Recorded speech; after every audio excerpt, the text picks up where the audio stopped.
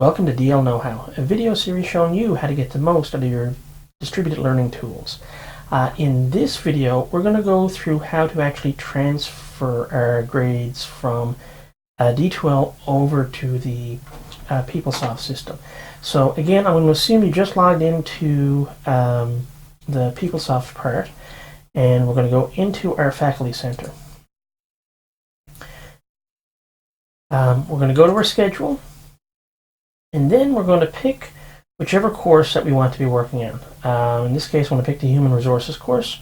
And we're going to click on the grade roster. Once we're in the grade roster, as we scroll down, we make sure everybody kind of matches up. It's at this point that we're going to come over and we're going to click the Import Grades button. Once the grades are finished importing from D2L, you will see them appear here. At this point, you should really go back to your D2L and make sure all of these grades kind of match up the way you expect.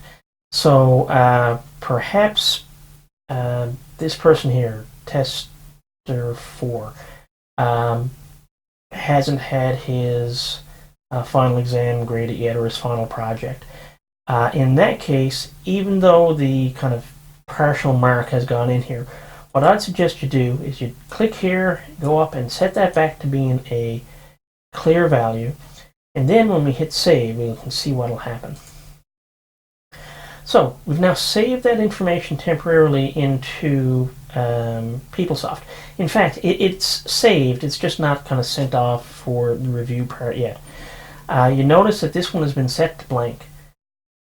So in another video, I'll show you why I did that.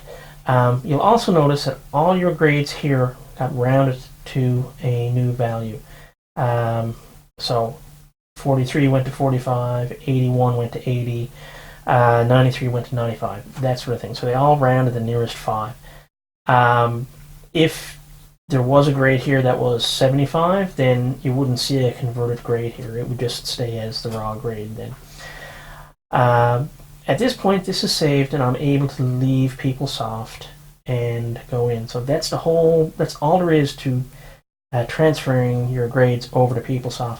I will make note of one particular spot, and that is right here.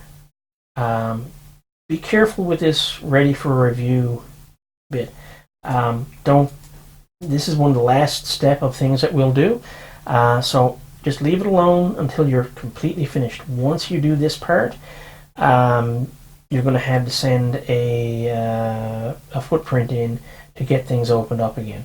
So as long as it's set on not reviewed, you don't have to worry about it. When you're finished, we'll get to that point. There's another video that will kind of show that in play. At this point, I've hit save, and that's really all we're going to do in this particular session. Thanks. If you have any questions, make sure you contact the help desk, and I'll talk to you all in the next video. Bye for now.